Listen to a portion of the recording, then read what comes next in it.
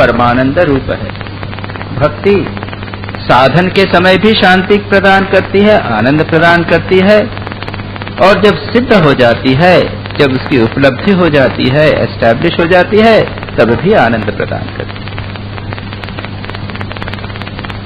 उसके बाद 61 और 62वें सूत्र में भक्ति की साधना करते समय क्या करना चाहिए उसके बारे में कुछ बातें कही गई हैं। 63 में, 64 में और भी कुछ बातें कही जाएंगी, जिसकी चर्चा आज हम करते हैं। तो 61वां सूत्र पुनः एक बार पढ़ेंगे। लोक हानौ चिंता न कार्या निवेदित आत्म लोक वेदत्वात्। इसका पाठ हम कर चुके हैं और इसका अर्थ हमने यह बताया था और इस पर व्याख्या भी की जा चुकी है कि जब भगवान में पूर्ण रूप से समर्पण का भाव आ जाता है, तब उसके बाद में लोक हानि के संबंध में चिंता नहीं करना चाहिए। अब संसार की क्या गति होती है, हमारे घर की, परिवार की क्या गति होती है, उसकी कोई चिंता नहीं करनी चाहिए जब पूर्ण रूप से भगवान को समर्पण कर दिया जा चुका है। और इसके मैंने कई दृष्टांत आप लोगों को बताए थे, सूफियों के जीवन से और भारतीय संतों के जीवन से। तुकाराम की जो फिल्म आप लोगों ने देखी उसमें भी था कि वो घर की बिल्कुल चिंता नहीं करते थे। बेचारी उनकी पत्नी तंग हो जाती थी, बच्चों को खाने को नहीं, लेकिन लोक हानि की बिल्कुल चिंता नहीं, संसार के अपना संसार चलाने की जरा भी चिंता नहीं। क्यों? क्योंकि भगवान पर पूर्ण समर्पण कर दिया और भगवान वह देखते थे। और फिर कई दृष्टांत हैं कि भगवान वे तो भजन में विलीन हो गए हैं।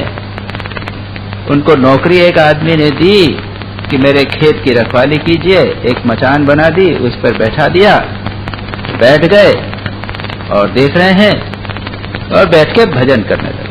उनका तो स्वभाव है भजन करने का। एक दिन तो अच्छा हुआ, दूसरे दिन उनका जो विलन था, जो उनके पीछे पड़ा हुआ था, उसने उस खेत के अंदर ढोर जानवरों को डाल दिया, तो सारी खेती नष्ट हो गई। तब उसके बाद उसके ऊपर वो हुआ कि अगर जितना अनाज निकलेगा अगर वो कम होगा तो आपको भरपाई करनी पड़ेगी, नहीं तो आपका मकान ले लेंगे, कॉन्फिस्केट कर देंगे। ऐसा सब स्टेटमेंट लिखा दिया गया और भगवान ने क्या किया? उनकी भरपाई कर दी।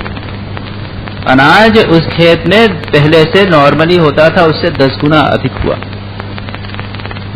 तो जो व्यक्ति इस प्रकार से पूर्ण रूप से भगवान के शरणागत होता है तो भगवान उसका योगक्षेम वहन करते हैं। भगवान ने गीता में कहा योगक्षेम वहन करने का अर्थ है कि जो उसका है उसकी रक्षा करते हैं और जिसको जो उसकी आवश्यकता है उसकी पूर्ति करते हैं, जो चाहिए उसकी पूर्ति करते हैं और जो उसके पास है उसकी रक्षा करते हैं। ऐसे अनेक दृष्टांत सारे संत साहित्य में भरे पड़े। कई कहानियां मैं इस यहाँ पे आपको सुना भी चुका हूँ, उसको पुनरावृत्ति मैं नहीं करना चाहता और कुछ बातें आज हम करेंगे। तो यहाँ पर कहा है कि क्योंकि आपने निवेदित आत्म लोक वेदत्वात्, स्वयं आपने भक्त जो साधना करता है उसने क्या किया? स्वयं को आत्म, अपना लोक, अपना समाज परिवार, लोक के जो उसके विधि निषेध है धर्म और वेद, वेद के विधि निषेध इत्यादि वो सब उसने भगवान को समर्पित कर दिए हैं। इसलिए वह और लोक हानि की चिंता नहीं करता। इस संबंध में मैंने पिछली बार शरणागति की कुछ बातें कही थी। शरणागति में किसने अलग अलग लोगों ने क्या कहा है।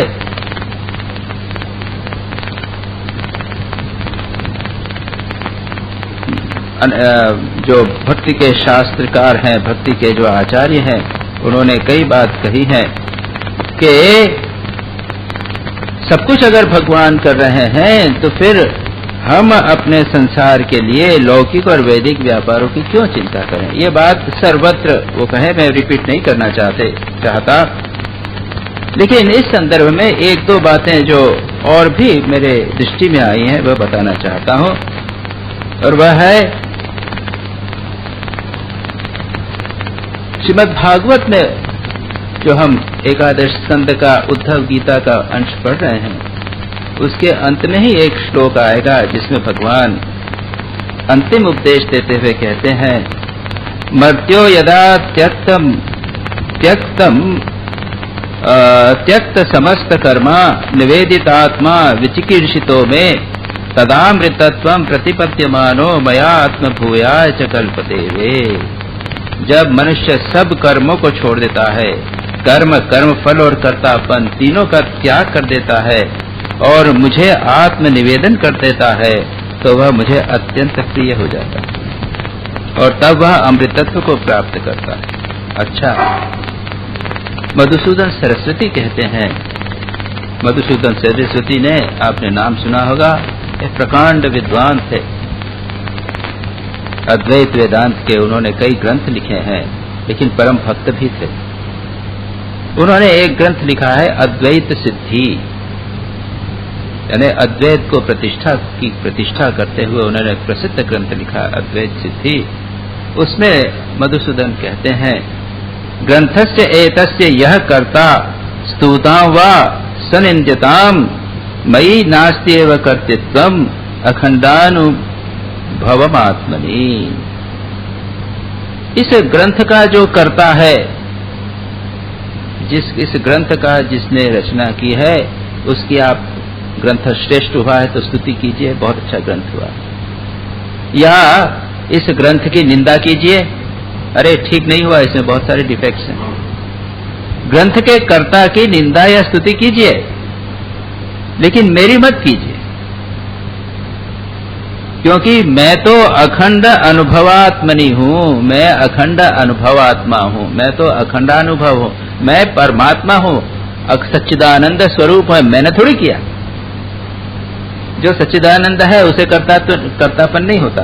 यह अद्वैत की दृष्टि से वे कहते हैं कि मैं करता नहीं, लेकिन रामानुजाचार्य दूसरे प्रकार से कहते। सच पूछा जाए, अगला सूत्र जो है उसमें इस बारे में बात चर्चा हो जाएगी, मैं करूंगा उसको। मम नाथ यदस्ति यो अस्मि अहम सकलम तद्धि तवैव माधव नियतम त्वमिति प्रबुद्ध धीहि अथवा किम्नु समर्पयामि। वे कहते हैं,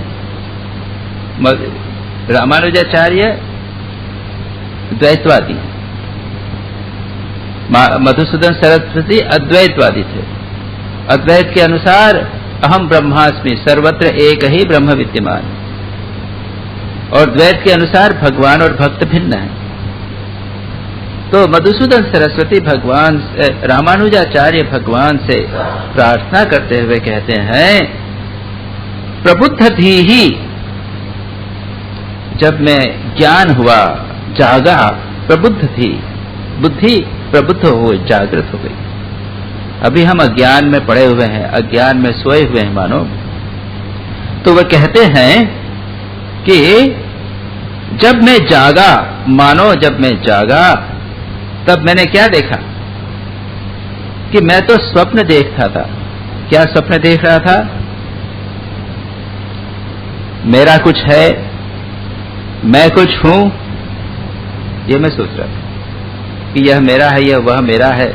लेकिन जब मैं जागा तो मैंने क्या देखा कि जिसे मैं और मेरा मानता था, वह तो तवैव रघुनाथ माधव, ये जो कुछ है सब तुम्हारा ही।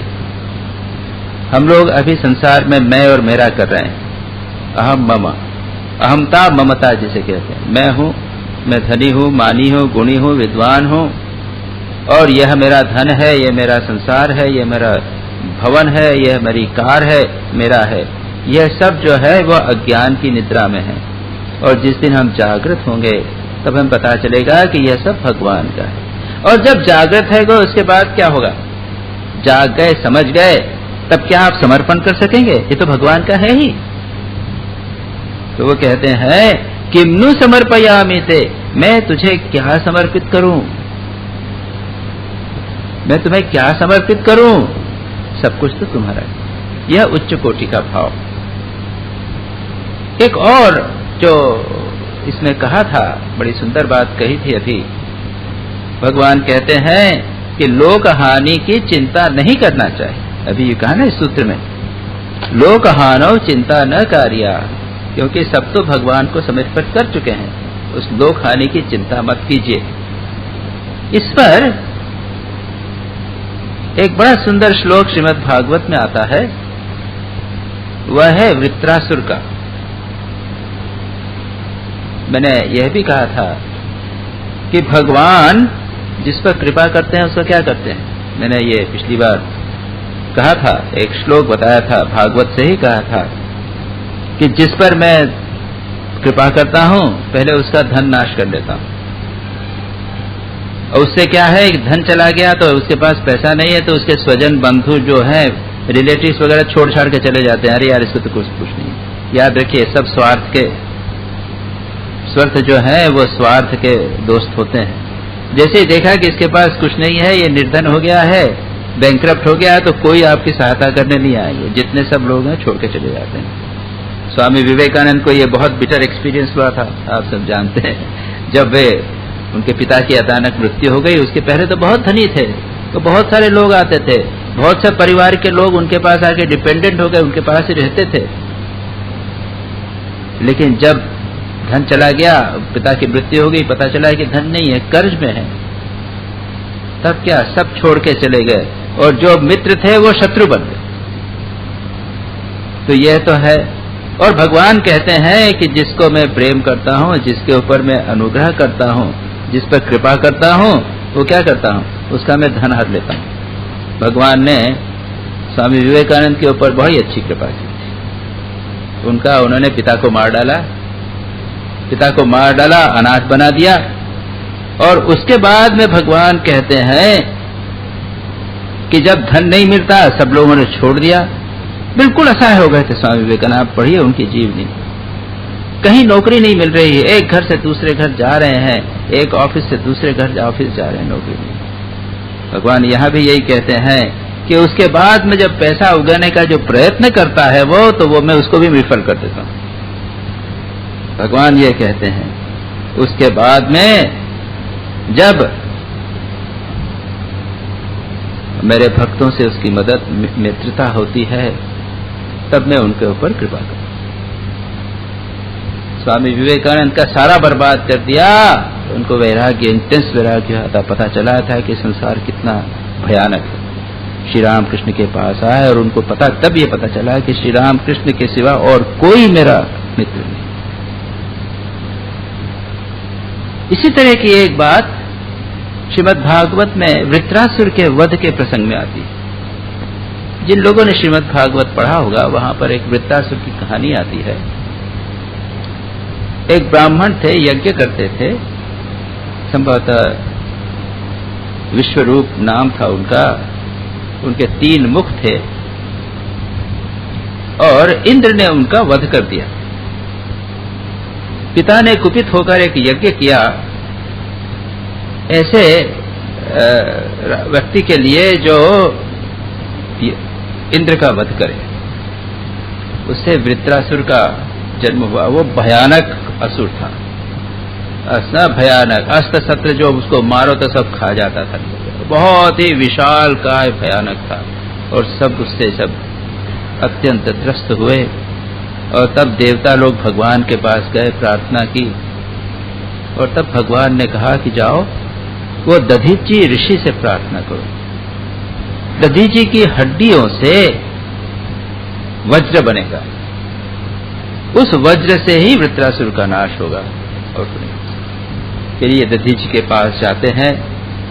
आप जानते हैं दधीची ने अपना शरीर दान किया, बहुत महान उनका दान माना जाता है।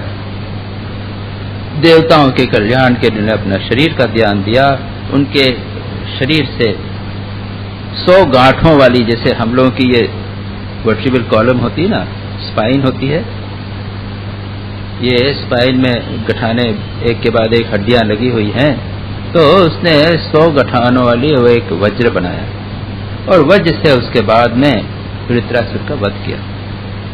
युद्ध के समय एक अवस्था ऐसी भी आ गई थी जब वृत्रासुर ने इंद्र पर ऐसा प्रहार किया कि उसके हाथ से वज्र छूट गया और वज्र वृत्रासुर के हाथ में आ गया, फिर भी वृत्रासुर ने उसको वापस दे दिया।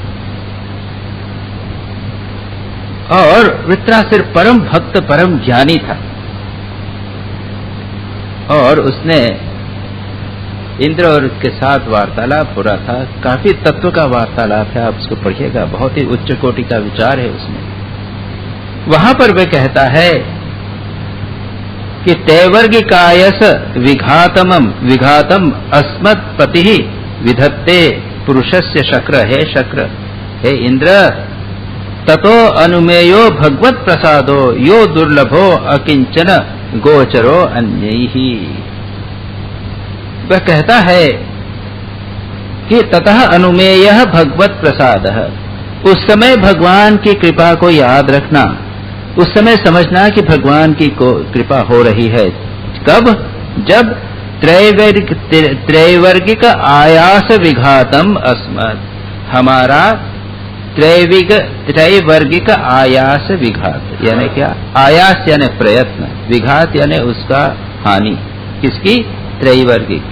3 चीजों के लिए हम जो प्रयास करते हैं उसका जब हानि होवे तब समझना भगवान बड़े कृपालु, भगवान की हम पर कृपा है। बड़ी भयानक बातें हैं, हम लोग उसको सहन नहीं कर पाते। वो कहते हैं कि जब हम पैसा कमाने, अर्थ धर्म, अर्थ और काम, ये त्रैवर्ग, मोक्ष की बात नहीं कर रहे, धर्म, अर्थ और काम। जब धर्म करना चाहे, यज्ञ करना चाहे, दान करना चाहे, जिससे पुण्य मिलेगा, स्वर्ग में जाएंगे, और भगवान उसके अंदर बाधा पहुंचाते हैं। धर्म में भी जो सकाम धर्म है, निष्काम नहीं। यज्ञ कर रहे हैं, उस ऐसा यज्ञादि में अगर बाधा हो जाए, जो प्रयत्न किया जाए उसमें बाधा होवे, अर्थ धन कमाने का प्रयत्न करें उसमें बाधा होवे, और भोग, अपनी कामनाएं, वासनाएं, इच्छाओं की पूर्ति करने का प्रयत्न करने में अगर बाधा होवे, तो यह अनुमान करना चाहिए कि भगवान की कृपा, जो भक्तों को छोड़कर, अकिंचन भक्तों को छोड़कर भगवान और किसी पर नहीं करते। कल अकिंचन शब्द पर मैं विस्तार से चर्चा की थी मैंने, जिनका कोई नहीं है अपना, संसार में कोई व्यक्ति नहीं है, कोई धन का संबल नहीं, कोई समाज का संबल नहीं, किसी भी गुण का संबल नहीं, ऐसे जिसका कोई नहीं है, भगवान उन पर कृपा करते।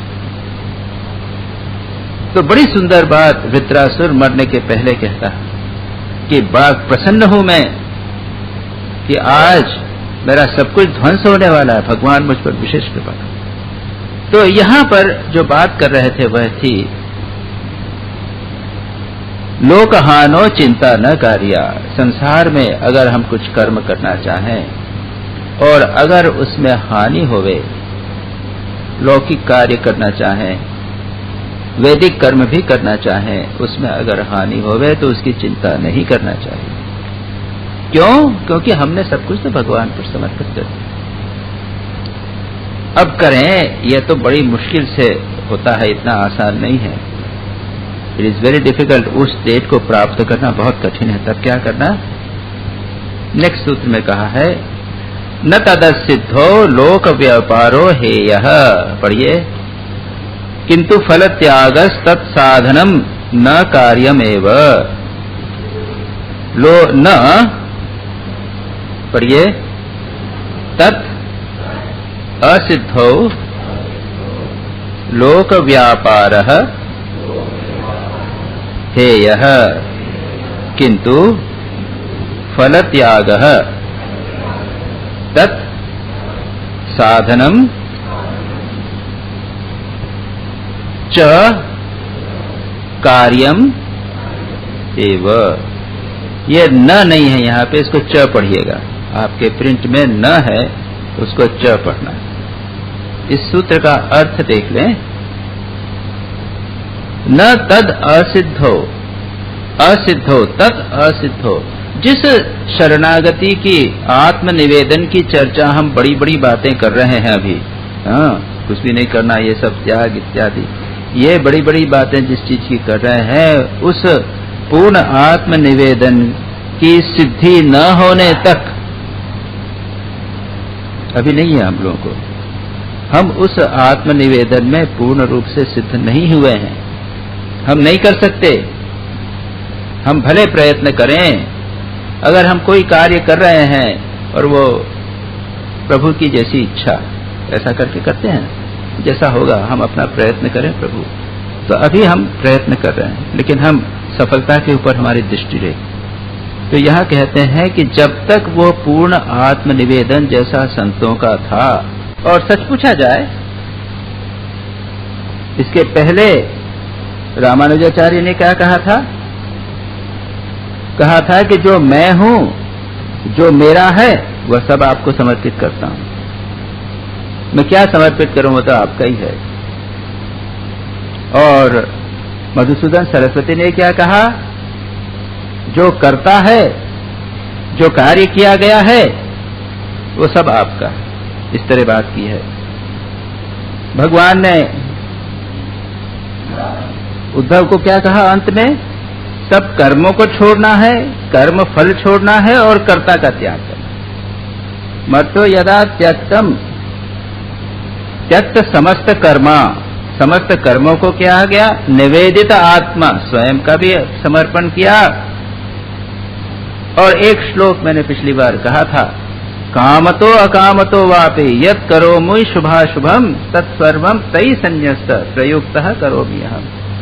कामना से या अकामना से, अपनी इच्छा, हम संकल्प, I want to do something, और शुभ और अशुभ कर्म, तो स्वयं की इच्छा, कर्म और कर्ता का भाव और कर्म फल, इन चार को हमें त्याग करना है साधन की अवस्था में। याद रखिए, हम लोगों ने बड़ी बातें कर ली। वो सिद्धावस्था में पूर्ण रूप से शरणागत निवेदित आत्मा अखिल जो लोग हैं, वो तो सब कुछ त्याग करते हैं, किसी चीज की चिंता नहीं करते। जब तक वो नहीं है तब तक क्या करना? तद असिद्धो, जब तक नहीं है तो लोक व्यवहार करते रहिए, फल का त्याग कीजिए। और इस साधना में चार चीजों की आवश्यकता है। अहंकार का त्याग, कर्तापन का त्याग, मैं करता हूं इसका त्याग, अपनी इच्छा का त्याग, ऐसा करूंगा वैसा करूंगा, संकल्प का त्याग, उसके बाद कर्म फल का त्याग और कर्म का त्याग। ये कैसे करना, इसको हम थोड़ा देखने का प्रयत्न करते हैं। पहले लीजिए स्वयं की इच्छा का त्याग। याद रखिए, हमारी सभी इच्छाएं पूर्ण नहीं होती क्या? हमारी बहुत सारी इच्छा।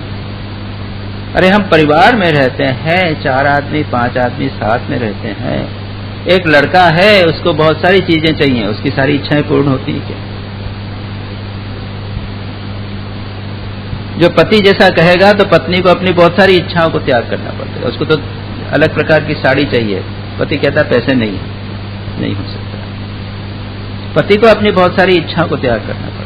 एक अमुक प्रकार का खाना पत्नी ने दूसरे प्रकार का दिया। तो संसार में जब हम रहते हैं तो सामाजिक श्रृंखला व्यवस्था बनाए रखने के लिए, परिवार में प्रेम का, सौहार्द का संबंध बनाए रखने के लिए हमें बहुत सारे कार्यों को, बहुत सारी हमारी इच्छाओं को त्याग करना पड़ता है। इसलिए पहला स्टेप है, हम जिस स्टेट ऑफ लाइफ में हैं उसके नियमों का पालन करें। जैसे हम संघ में रह रहे हैं, तो मेरे से जो सबऑर्डिनेट हैं उनको मेरी बात मानकर चलनी पड़ेगी। उनकी इच्छा है कि फलानी जगह जाएं, मैं कहूंगा नहीं जाऊंगा। जो नियम बनाए रखे हैं, परिवार के विधि निषेध जो बनाए रखे हैं, उन्हें समझ बूझ कर प्रभु के आदेश मानकर पालन करने चाहिए।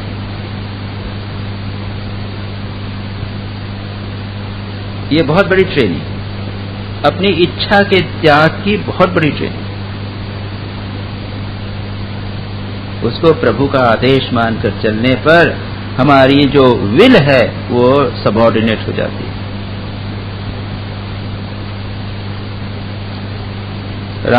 जो धार्मिक संघ है उसमें गुरु की इच्छा को मान के चलना, जहां पर गुरु की परंपरा रही है, या फिर जो आश्रम है उसमें जो हेड है उसकी बात को मानकर चलना।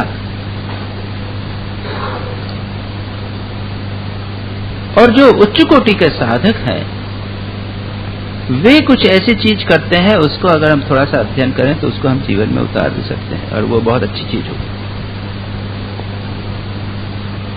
वे अगर कुछ कार्य करने की मन में इच्छा होती है तो भगवान से निवेदन करते हैं, प्रभु ये मैं करूं कि नहीं करूं। स्वामी ब्रह्मानंद जी की पूर्ण इच्छा उन्होंने भगवान को समर्पित कर दी थी और वे बिना उनकी इच्छा के कोई कार्य नहीं करते थे। एक पुस्तक है इटर्नल कंपेनियन, जिसमें स्वामी ब्रह्मानंद जी की जीवनी है और उसके बाद उनके उपदेश। उसमें कई स्थानों पर इसका जिक्र आया है।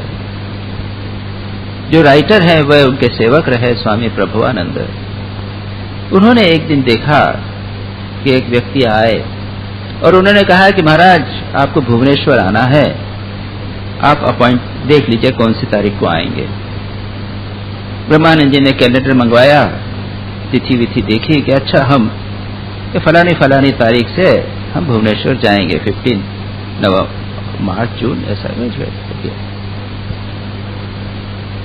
तो उनके सेवक को ही कहा था कि लाओ कैलेंडर लाओ, देखा तो सेवक मुस्कुरा दिए। तो ब्रह्मानंद जी ने नोट किया कि तुम क्यों हंस रहे हो? ने कहा है कि महाराज मैंने तो इतने दिन से देखा है, आप प्लान बनाते हो, डेट दे देते हो और कभी नहीं जाते उसके अनुसार, उसको बदल देते। तो उन्होंने कहा कि जानता है मैं कोई भी काम भगवान की आज्ञा के बिना नहीं करता। ये लोग तो आके मेरे को तंग करते हैं कि महाराज फिक्स कर दीजिए, डेट फिक्स कर दीजिए। हम लोगों को करना पड़ता है ना कि भाई आप बता दीजिए, हम उसमें जना सब जगह काम का। आप भगवान की इच्छा करें तो दूसरे लोग तो ऐसा नहीं कर सकते ना। वो तो अपना प्रोग्राम करना है, भाई हमको साल भर पहले का अचीवमेंट का प्रोग्राम करना है, ये बनाना, डायरी बनाना है, आपके अपॉइंटमेंट्स करने हैं। तो उन लोगों को तो महीने 2 महीने की तैयारी करनी है। ब्रह्मानंद जी आएंगे तो ब्रह्मानंद जी इनको डेट दे देते थे। ब्रह्मानंद जी कहे कि मैं क्या करूं, ये लोग मेरे पीछे पड़ते हैं इसलिए मैं डेट दे देता हूं, लेकिन बिना भगवान के आदेश के मैं नहीं हूं। तो ब्रह्मानंद जी ने कहा, उसने पूछा कि क्या सभी चीजों के लिए? तो क्या हाँ, सभी बातों के लिए भगवान का आदेश मिलेगा। I have no will. फिर उन्होंने कहा कि अच्छा आप शिष्य भी भगवान के आदेश से स्वीकार करते हैं? शिष्य भी तो चतुर था। तो ब्रह्मानंद जी ने कहा हाँ शिष्य भी। तब उसको जरा सा लगा कि अरे भगवान ब्रह्मानंद जी ने मुझे स्वीकार किया है, वो भी भगवान की आज्ञा से स्वीकार। और उसके बाद में प्रभुपाद जी लिखते हैं कि उसके बाद में, ये कन्वर्सेशन के बाद में, उनके जितने क्रियाकलाप थे वो अजीब लगते हुए भी उनके पीछे कुछ न कुछ मुझे लगता था कि कहीं न कहीं कोई एक तारतम्य है, कहीं कोई एक दूसरी चीज की सत्ता चल रही है, दूसरा भाव, दूसरी बात वहां पर बनी। स्वामी अद्भुतानंद जी लाटू महाराज, उनके मन में कभी विचार उठता था कि ये काम किया जाए, वे भगवान से प्रार्थना करते और प्रार्थना करते थे तो कभी कभी 6 महीने तक, साल भर तक प्रार्थना करते थे, लेकिन जब तक आदेश नहीं आ जाता तब तक वो कार्य नहीं करते। क्या हम इसको अपने जीवन में उतार सकते हैं? थोड़ा कर सकते हैं? थोड़ा तो करें। ये क्या है, अपनी इच्छा को त्याग करने की बात कर रहा हूं। एक एक चीज लेंगे, कर्मफल त्याग, कर्म त्याग, कर्तापन का त्याग, एक को लेंगे। क्या कर सकते हैं?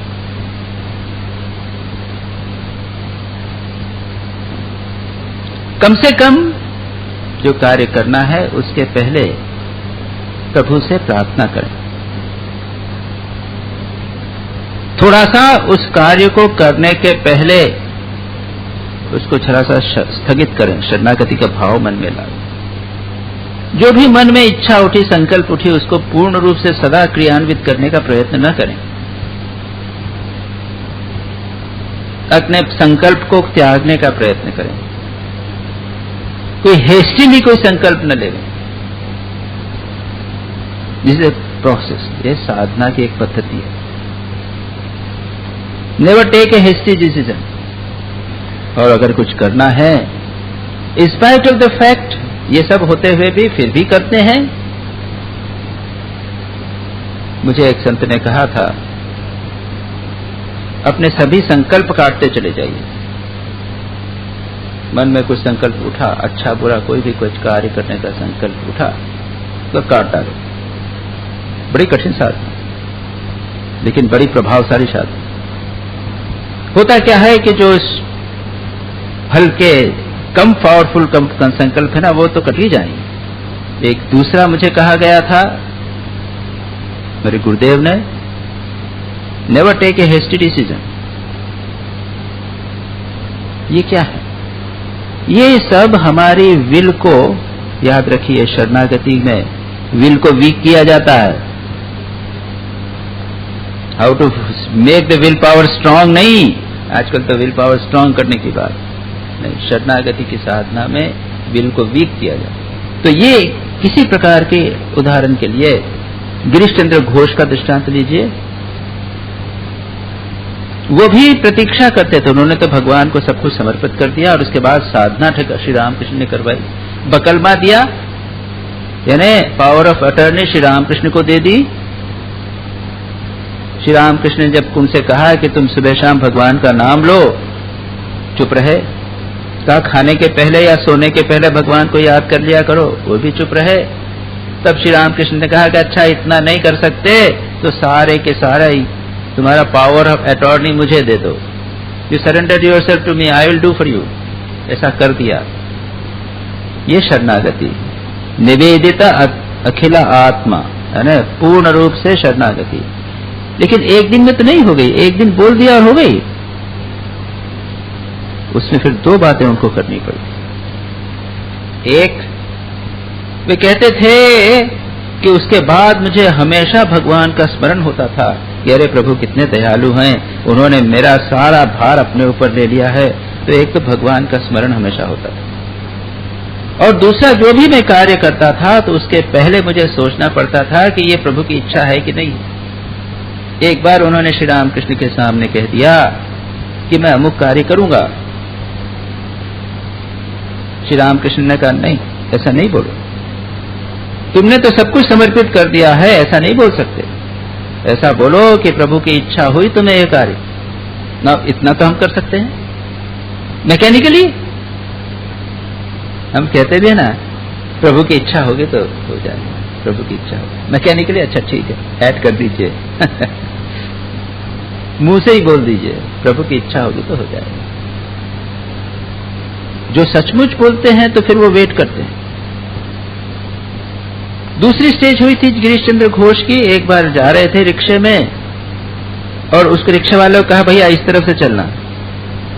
जैसे उस तरफ गए कि रिक्शा उलट गया और उनको लग गया, चोट लगी। उन्होंने हाथ का पकड़ लिया, गलती हुई प्रभु, मैंने अपनी इच्छा लगा दी, मैंने तो सब कुछ समर्पित किया, मुझे कहना चाहिए था प्रभु आपकी आज्ञा हो तो मैं इस तरफ चलूं। और फिर तीसरी स्टेज ऐसी आ गई कि उनके सामने पानी का गिलास भरा हुआ पड़ा हुआ है, गर्मी के दिन है, पसीने से तर है, उसको पी नहीं रहे हैं, पता नहीं प्रभु का आदेश हुआ है कि नहीं। अब हम किसी भी कहीं से भी लेकर चल सकते हैं, मैकेनिकली कहें, कुछ करने के पहले प्रभु से प्रार्थना कर लें कि प्रभु मैं अपनी इच्छा पूर्ण करना चाहता हूं या आपकी इच्छा मैं नहीं जानता, क्योंकि सच पूछा जाए अल्टीमेटली तो प्रभु ही करा रहे हैं। सकली तुम्हार इच्छा इच्छामयी तारा तुम्हें, तुम्हार कर्म तुम करो तुम्ही करो माँ, लोके बोले करे आमी। प्रभु माँ सकली तुम्हारी इच्छा, सभी इच्छा माँ जगदम्बा तुम्हारी है, तुम ही अपना कार्य करती हो, लोग बोलते हैं कि हम कर रहे हैं।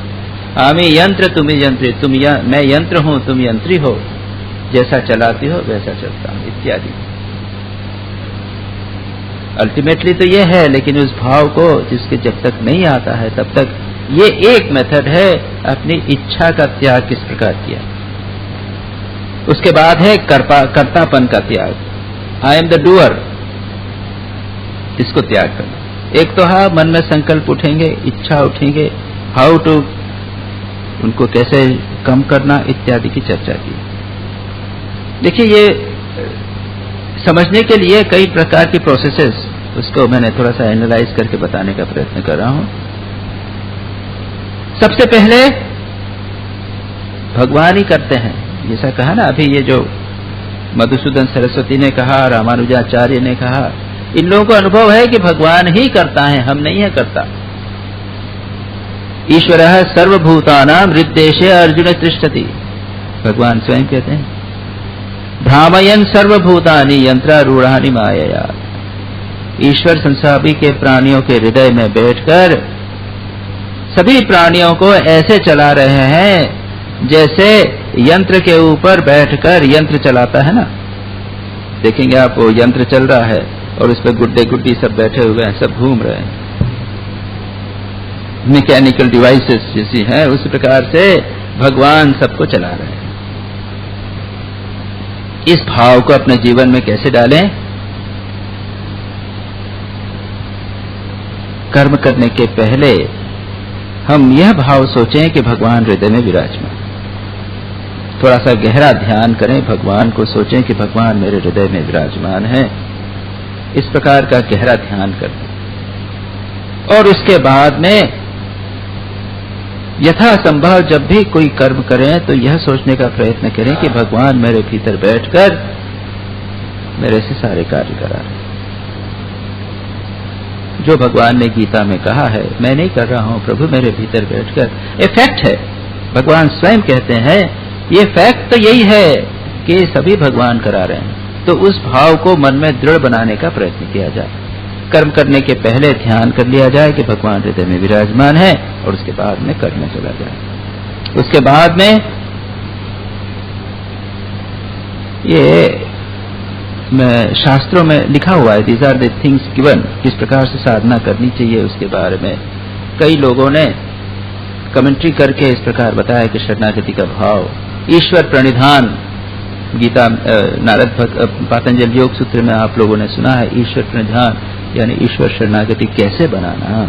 तो उसके लिए क्या करना है? वही ईश्वर प्रशांत चित्त है, भगवान की भावना। एक तो भावना की कि भगवान मेरे हृदय में बैठे, दूसरी भावना की भगवान के चित्त की भावना। पातंजल योग सूत्र में वो वर्णन आता है, वीतराग विषयम व चित्तम। वीतराग महापुरुष के चित्त का ध्यान करो। चित्त का ध्यान करो यानी कल्पना करो कि एक भगवान बुद्ध, महावीर, राम, उनका कैसा चित्त है, प्रशांत चित्त, वीतराग द्वेष रहित है। उस चित्त का चिंतन करके सोचो कि अपने चित्त के साथ उनका चित्त एक करो। ये किया जा सकता है, ये एक प्रैक्टिस है, स्पिरिचुअल प्रैक्टिस है, साधना है, ध्यान की एक पद्धति है।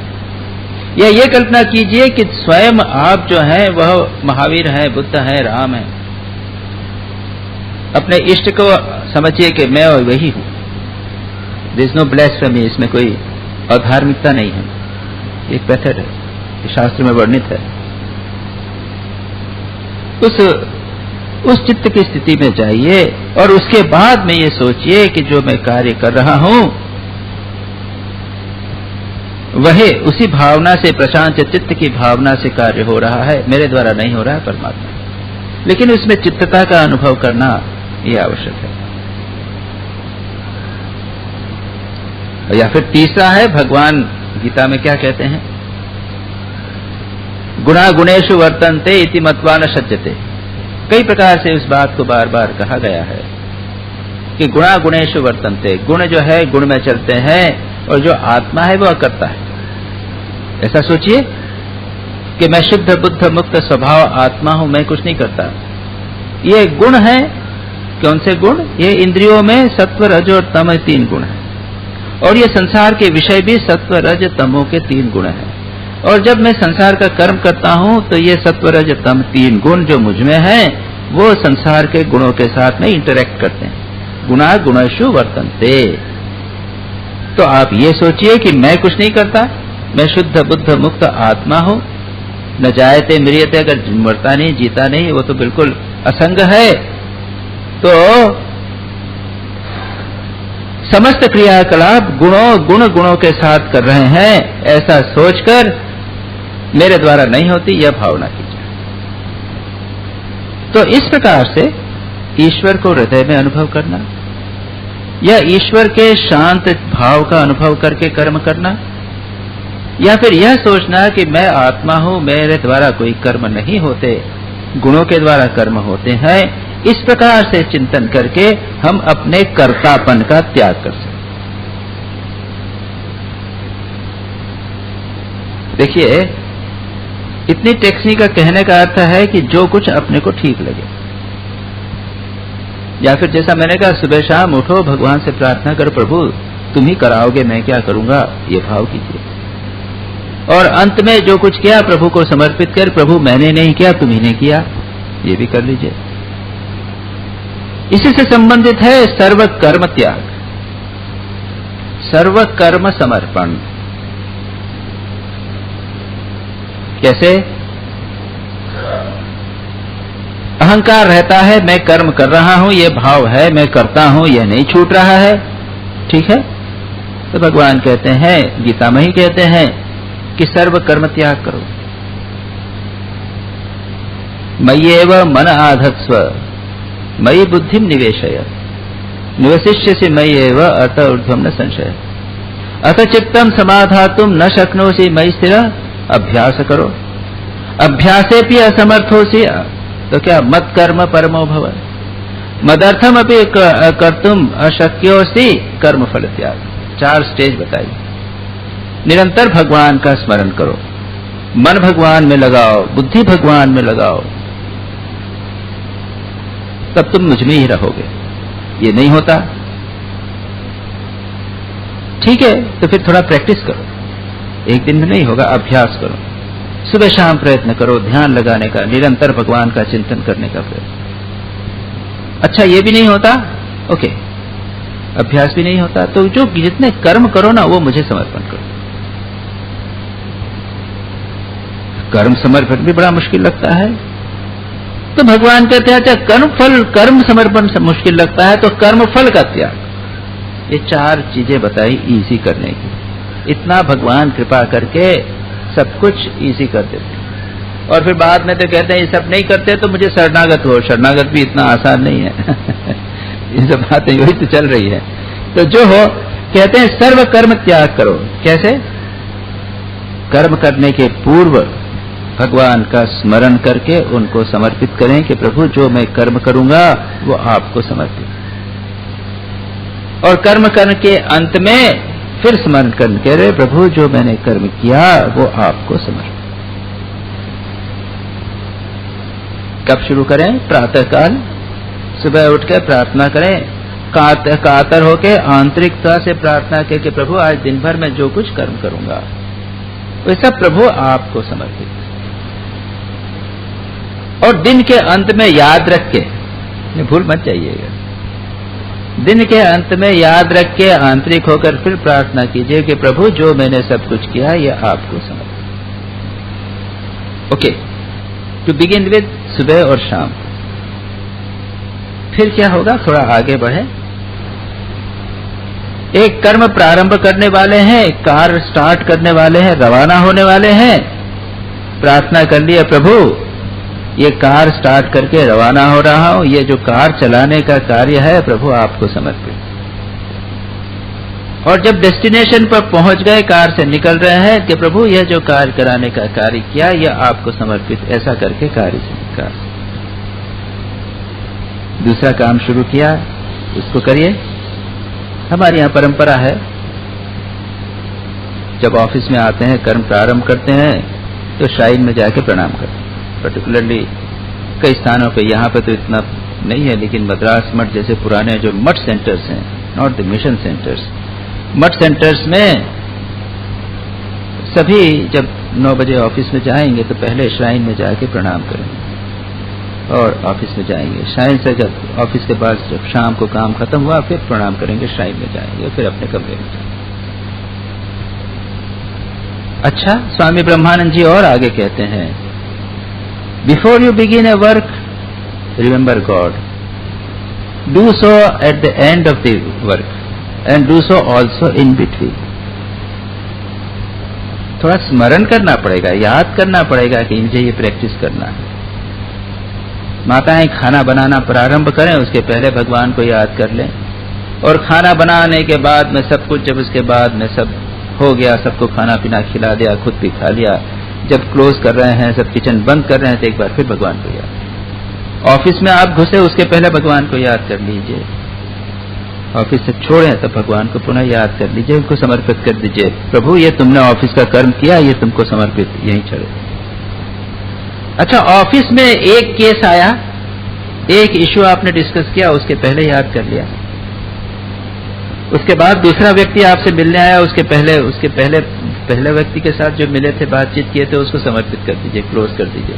उसके बाद दूसरा व्यक्ति आया, उसके पहले ही थोड़ा सा स्मरण कर दीजिए। एक सर्जन एक पेशेंट को देखा, एक डॉक्टर ने देखा, उसके पहले याद कर लिया, उसके एंड में याद कर। It all depends upon how you practice it. इस प्रकार से हम समस्त कर्मों को प्रभु को शुरू से लेकर आखिरी तक कर सकते हैं।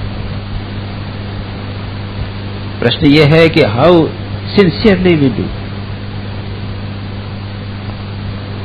ब्रदर लॉरेंस की बात कभी कभी मैं करता हूं, practice of presence of God, वो जो एक पुस्तक है, वो भगवान को खाना बनाते समय, रोटी बनाते समय, जो भी बनाते समय भगवान को याद करते रहते हैं, प्रभु you are the doer, you are the doer. तो कर्म समर्पित नहीं, यू आर द डूअर। कहीं जाते थे कि ओ लॉर्ड कम विथ मी, आइए मेरे साथ, मुझे वहां